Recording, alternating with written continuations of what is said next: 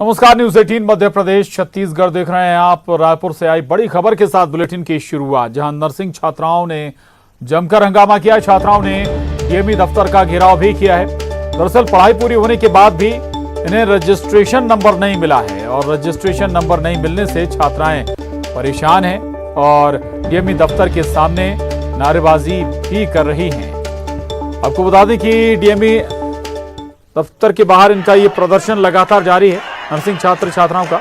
और इनका कहना है कि चूंकि इन्हें रजिस्ट्रेशन नंबर नहीं मिला है, ऐसे में ये सरकारी भर्तियों के लिए आवेदन नहीं कर सकती हैं और डीएमई दफ्तर से ही इन्हें रजिस्ट्रेशन नंबर मिलना है। तस्वीरें देख रहे हैं आप, लगातार डीएमई दफ्तर के बाहर प्रदर्शन जारी है छात्राओं का। नर्सिंग की छात्राएं हैं ये और कोर्स पूरा हो जाने के बाद भी इन्हें रजिस्ट्रेशन नंबर नहीं दिया गया है।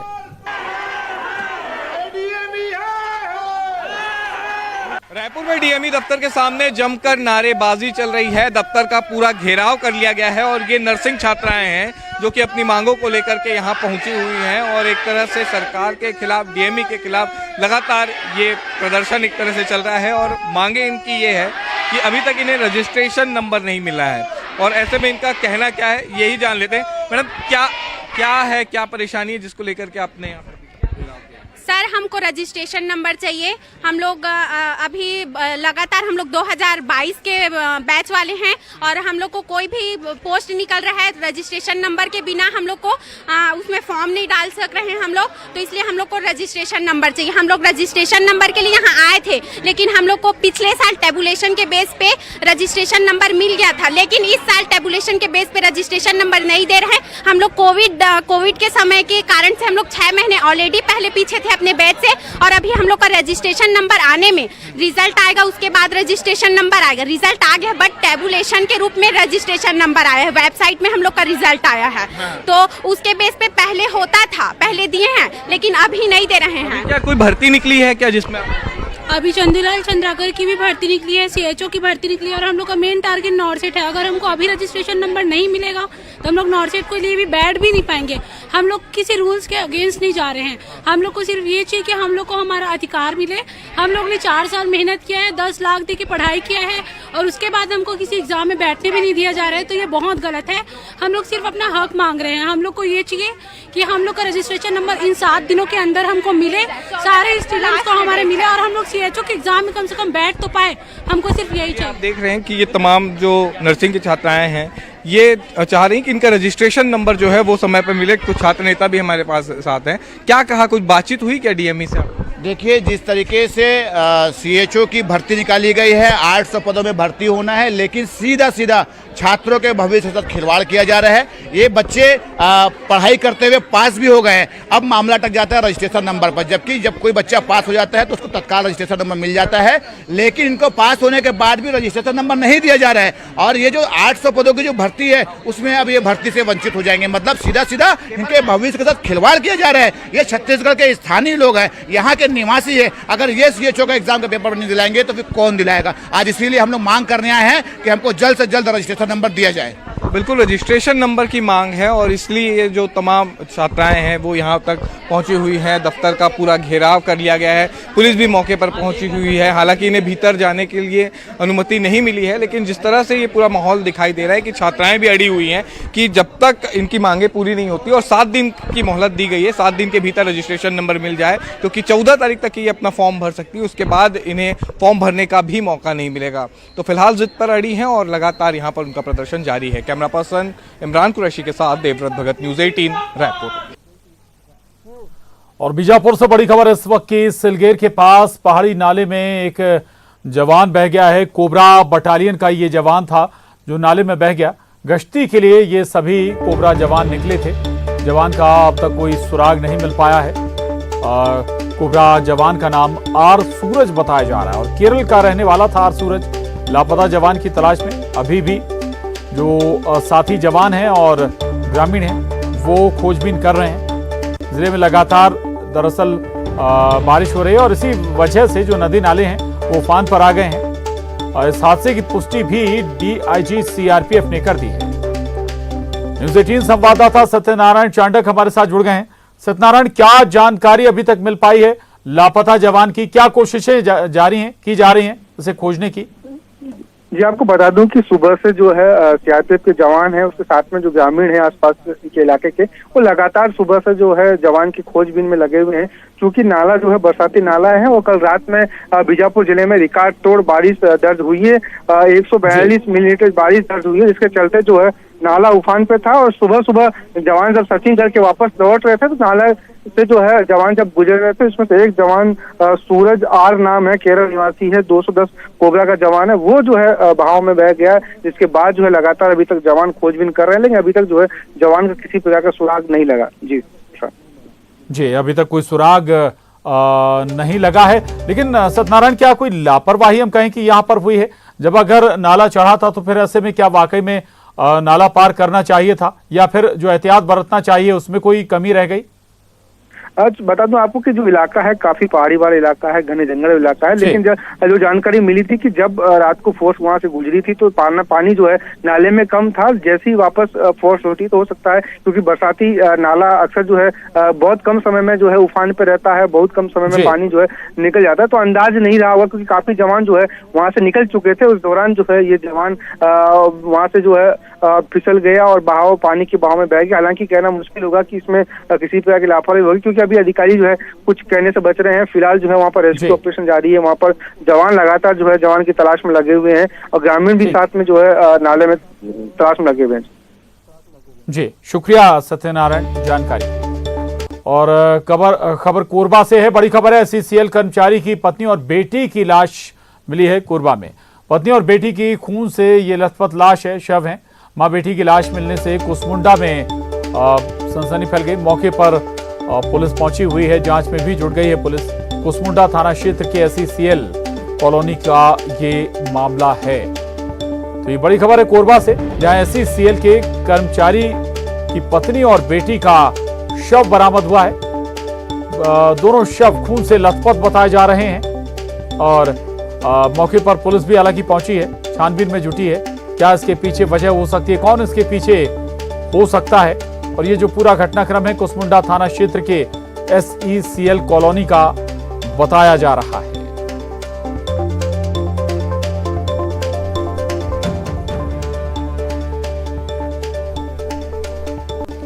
और भोपाल से बड़ी खबर इस वक्त की, निकाय चुनाव की मतगणना की तारीख बदलेगी। मतगणना की तारीख बदलने पर फैसला हो सकता है। अब 20 जुलाई को मतगणना हो सकती है। दरअसल 18 जुलाई की जगह अब 20 जुलाई को निकाय की मतगणना हो सकती है। राष्ट्रपति चुनाव को लेकर ये तारीखें आगे बढ़ाई जा सकती हैं। ये बड़ी खबर है भोपाल से। तो निकाय चुनाव की मतगणना के मद्देनजर आपको बता दें जो तारीखें हैं वो बदली जा सकती हैं। मतगणना की तारीख बदलने पर फैसला हो सकता है। जो 18 जुलाई को मतगणना होनी थी वो अब 20 जुलाई को संभव है कि तारीख हो जाए। बताया जा रहा है कि राष्ट्रपति चुनाव को लेकर ये निर्णय हो सकता है। जो मतगणना की तारीखें हैं वो आगे बढ़ाई जा सकती है।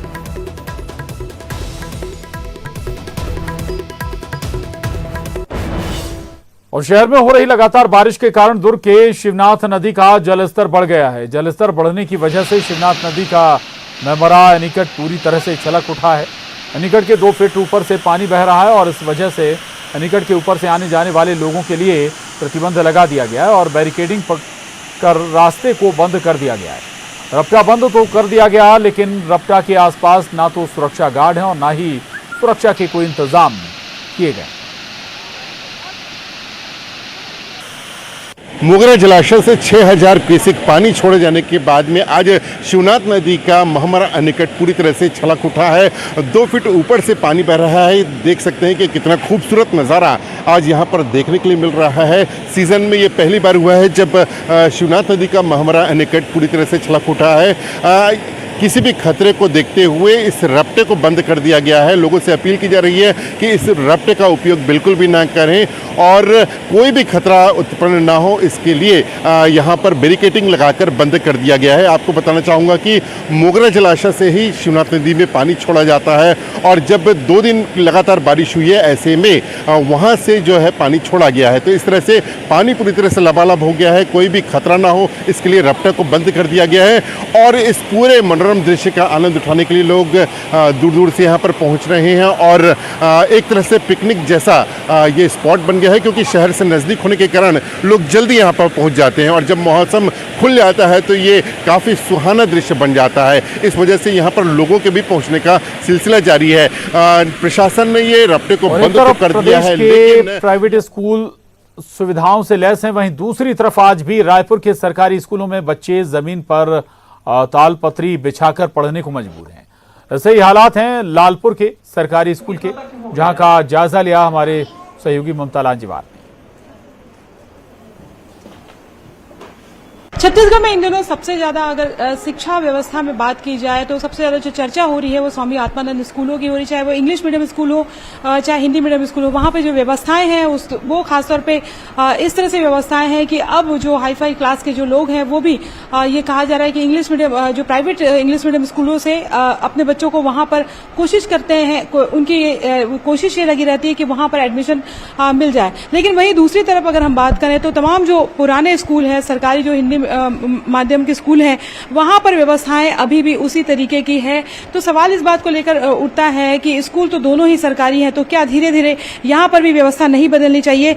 लालपुर के प्राथमिक शाला में हम इस वक्त मौजूद हैं और ये क्लास 3 है, तीसरी कक्षा है और आप यहाँ पर देख सकते हैं कि बच्चे तालपट्टी में बैठे हुए हैं और पढ़ाई कर रहे हैं। हालांकि पहले भी यही व्यवस्था रही है और ज्यादातर लोगों ने इसी तरीके से पढ़ाई की है। लेकिन अब सवाल उठता है कि जब लगातार स्कूलों के बेहतरी को लेकर प्रयास किए जा रहे हैं, स्वामी आत्मानंद स्कूल जिस तरीके से बनाए जा रहे हैं वो भी सरकारी स्कूल हैं, तो ऐसे में क्या ये नहीं बनता है कि इन स्कूलों को भी में जो पढ़ने वाले बच्चे हैं कम से कम उनको टेबल कुर्सी अवेलेबल करवाई जाए। हमारे साथ यहाँ के शिक्षक मौजूद हैं, उनसे बात करते हैं। वो बच्चे वैसे ही सुविधा पा रहे हैं और हमारे बच्चे वो सुविधा नहीं पाते हैं, तो दुख तो होता है मैडम। आखिर बच्चे तो दोनों ही समान है ना, दोनों ही बच्चे हैं, तो उनको सुविधा मिल रही है और हमारे बच्चों को नहीं मिलती, तो दुख तो होता ही है। छोटे छोटे बच्चे यहाँ पर हैं, उनसे बात करने की कोशिश करते हैं। क्यों बच्चे, आप टेबल कुर्सी में बैठना चाहते हो? आप हाँ, हाँ। क्या चाहते हो? टेबल कुर्सी में बैठना चाहते हैं। आप भी बाकी बच्चों की तरह, बाकी स्कूलों की तरह चाहते हैं कि टेबल कुर्सी हो यहाँ पे? जब स्कूलों को लगातार उन्नयन किया जा रहा है, स्कूलों को बेहतर बनाया जा रहा है, तो ऐसे में जो पुराने जो स्कूल हैं, जो हिंदी माध्यम स्कूल हैं, वहाँ के जो बच्चे हैं उनको भी जो व्यवस्था है वो धीरे धीरे सुधारी जाए। कैमरा पर्सन राजन के साथ ममता लांजेवार, न्यूज़ 18 छत्तीसगढ़। और बलौदा बाजार के बिलाईगढ़ ब्लॉक में इन दिनों डायरिया ने कहर बरपाया हुआ है। ब्लॉक के टिंगना, कक्षर और उड़कानन में डायरिया फैलने से हड़कंप मचा हुआ है। एक ही गांव में 40 लोग डायरिया से पीड़ित हैं। वहीं इलाके में अब तक 70 डायरिया पीड़ित मरीजों का इलाज चल रहा है। बिलाईगढ़ ब्लॉक में पिछले 4 दिनों से डायरिया के लगातार मामले सामने आ रहे हैं।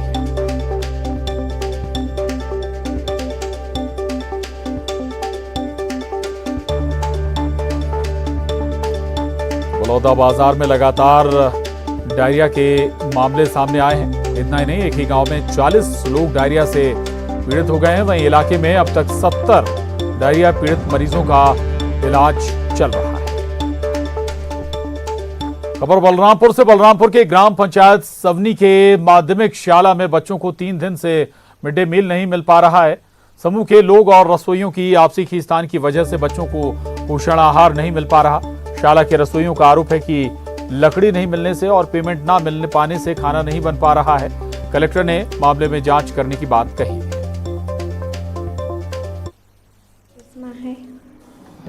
हम लोग रोज स्कूल आते हैं पर 2-3 दिन से खाना नहीं मिला है।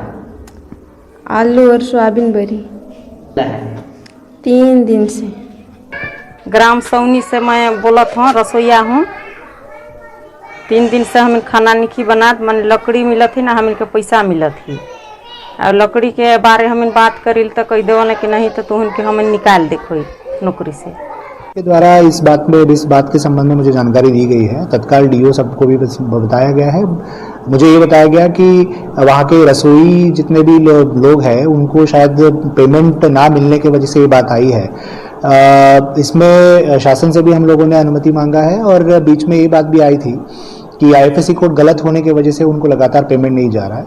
हम लोगों ने प्रयास किया है कि उनको पेमेंट तत्काल मिल जाए। जहाँ पे बैंक्स का इशू है उनको आईएफएससी कोड बदलते हुए बैंक से भुगतान भी हो जाए और तत्काल वहाँ पे काम भी शुरू कर दिया। और धमतरी में साल कम बारिश ने किसान और जिला प्रशासन की चिंता बढ़ा दी। अभी तक जिले में करीब 1300 मिलीमीटर औसत बारिश हुई है। इसका नतीजा ये रहा है कि धमतरी के बांधों में अब थोड़ा ही पानी बचा है। धमतरी कलेक्टर का कहना है कि हम किसानों को पानी देने की स्थिति में बिल्कुल नहीं है। दरअसल जिन किसानों के पास बोरवेल है वही रोपाई बुआई कर पा रहे हैं, बाकी के किसान बारिश के इंतजार में हैं। धमतरी जिला प्रशासन ने कम बारिश होने पर धान को छोड़ दूसरी फसलों की तरफ जाने की सलाह दी है। स्थिति नहीं है कि बांध से किसानों को पानी दे सकें और जो बारिश कम हुई है करीब 1334 के आसपास औसत सेंटीमीटर औसत वर्षा हुई है और इसमें हम लोग प्रतीक्षा करेंगे कि अभी बारिश हो और इसके अतिरिक्त अगर बारिश नहीं होगी तो अन्य फसल जो कम बारिश में उनकी बुआई की जा सकती है उस पर लेके जाएंगे और जहाँ पर जिनके पास बोर है वो अपने बुआई भी कर सकते हैं और रोपा भी लगा सकते हैं। भोपाल से इस वक्त की बड़ी खबर है, निकाय चुनाव की मतगणना की तारीख बदलेगी। जहां मतगणना की तारीख बदलने पर फैसला हो सकता है। अब 18 की जगह 20 जुलाई मतगणना की तारीख हो सकती है और राष्ट्रपति चुनाव को लेकर ये माना जा रहा है कि तारीख आगे बढ़ सकती है निकाय चुनाव की मतगणना की। तो ये बड़ी खबर है भोपाल से। दरअसल 18 जुलाई की मतगणना होनी है, लेकिन ऐसा माना जा रहा है कि इस तारीख में तब्दीली हो सकती है। 18 की जगह 20 जुलाई मतगणना की तारीख तय की जा सकती है निकाय चुनाव की, क्योंकि राष्ट्रपति चुनाव होने हैं और इसी को लेकर ये संभव है। जितेंद्र शर्मा भोपाल से न्यूज 18 संवाददाता हमारे साथ जुड़ गए हैं। क्या डिटेल, क्या जानकारी जितेंद्र? और तारीख में बदलाव हो सकता है, तब्दीली हो सकती है काउंटिंग की, जितेंद्र? बिल्कुल प्रशांत, 18 तारीख को जो मतगणना होनी है नगरीय निकाय चुनाव की, उसकी तारीख को बदलने का फैसला राज्य निर्वाचन आयुक्त ले रहे हैं, क्योंकि तर्क दिया जा रहा है कि उसी दिन राष्ट्रपति चुनाव भी होना है। तो उसी के मद्देनजर जो तमाम विधायक हैं, तमाम जो प्रतिनिधि हैं वो वहां पर वोटिंग में समय मौजूद रहेंगे, तो वो अपने क्षेत्र में नहीं रह सकते। इसके चलते तारीख को बदला जा रहा है और तो संभवतः 20 जुलाई को फिर से मतगणना होगी। हालांकि इसके अलावा बीच का जो चुनावी कार्यक्रम है उसको भी बदलने का लगातार प्लान बनाया जा रहा है, मगर अभी तक भारतीय जनता पार्टी का डेलीगेशन राज्य निर्वाचन आयोग पहुंचा है, क्योंकि जो है उन्होंने अगले चरण की मतगणना बढ़ाने की बात कही है, मगर सिर्फ एक दल के पहुंच जाने से ये तारीखें नहीं बढ़ेंगी। अगर कांग्रेस भी आगे पहुंचती है अपनी शिकायतें लेकर, तो जाहिर सी बात है अगले चरण की जो है तारीखों को बढ़ाने का फैसला निर्वाचन आयोग ले सकते हैं। मगर जो है कि राष्ट्रपति चुनाव के चलते 18 तारीख को होने वाली जितेंद्र संभावना है, अभी तय नहीं है कि तारीख बदलेंगी ही। अब बता रहे हैं कि कांग्रेस भी पहुंचे, कांग्रेस भी ये डिमांड करे तभी संभव है, पॉसिबल है। कांग्रेस का क्या रिएक्शन है इस पर? देखिए प्रशांत, ये जो है 18 तारीख को जो मतगणना होनी है उसकी तारीख बदलने का फैसला लिया गया है। इस पर जरूर उन्होंने पुष्टि कर दी है। राज्य निर्वाचन आयुक्त हैं बसंत प्रताप जी, उन्होंने अपना बयान दिया है कि ये जो 18 तारीख को मतगणना होनी थी उसकी तारीख बदल सकते हैं। उसकी तारीख 20 जुलाई हो सकती है, क्योंकि राष्ट्रपति चुनाव होना है और तमाम प्रतिनिधि केंद्र में रहेंगे, तो ये तारीख पर फैसला हो चुका है। मगर बीच की जो बात करें 13 जुलाई को जो फिर से नगरीय चुनाव का अगला जो चरण होना है उसकी तारीख बदलने को लेकर बीजेपी का प्रतिनिधिमंडल पहुंचा था, मगर कांग्रेस का प्रतिनिधिमंडल अभी नहीं पहुंचा है। उस तारीख को बदलने पर अभी फैसला नहीं लिया गया है। जी, यानी कि एक तारीख तय हो गई है 20 तारीख, और चूंकि 2 तारीखों में काउंटिंग होनी है, ऐसे में लेकिन आप ये कह रहे हैं कि एक तारीख तो बदल गई, लेकिन दूसरी तारीख पर जब तक दोनों पार्टी नहीं पहुंचेंगी तब तक फैसला नहीं होगा। उसमें क्या पेच है दूसरी तारीख को बदलने के पीछे, या क्यों उसकी डिमांड हो रही है जितेंद्र? देखिए गुरु पूर्णिमा का पर्व बताया जा रहा है। बताया जा रहा है कि गुरु पूर्णिमा है 13 तारीख का, यही तर्क दिया जा रहा है कि उस तारीख को आगे बढ़ाया जाए। तो इसे लेकर बीजेपी के प्रतिनिधि मंडल ने अपनी शिकायत यहाँ पर दर्ज कराई है और कुछ ही देर बाद कांग्रेस का प्रतिनिधि मंडल भी यहाँ पर आने वाला है। संभवतः 13 तारीख को जो अगला चरण होना है उसकी वोटिंग की तारीख आगे बढ़ाने को लेकर ही यहाँ पर दल पहुंचने वाला है। इस पर फैसला अभी नहीं लिया गया है, मगर 18 तारीख को जो मतगणना होनी है नगरीय निकाय चुनाव की, उसकी तारीख बदलने का फैसला राज्य निर्वाचन आयोग ने ले लिया है और 20 जुलाई को यह है फिर से वोटिंग हो सकती है, क्योंकि राष्ट्रपति चुनाव के चलते इस तारीख को बदला गया है। ठीक है, शुक्रिया जितेंद्र आपका इस जानकारी। तो आपको बता दें कि दरअसल जो काउंटिंग 18 तारीख को होनी थी निकाय चुनाव की, वो काउंटिंग अब 18 को नहीं बल्कि 20 तारीख को होगी। ये लगभग फाइनल हो चुका है। तस्वीर हालांकि अभी इसका ऐलान नहीं किया गया, लेकिन ये तय हो चुका जैसा कि जितेंद्र बता रहे हैं। 18 की जगह 20 जुलाई को अब निकाय चुनाव की मतगणना कराई जाएगी। आगे बढ़ेंगे। भोपाल में नगर निगम ने बुलडोजर चलाया। नगरीय प्रशासन विभाग ने बिल्डिंग की परमिशन निरस्त की थी। स्थानीय निवासियों ने भी विरोध किया था।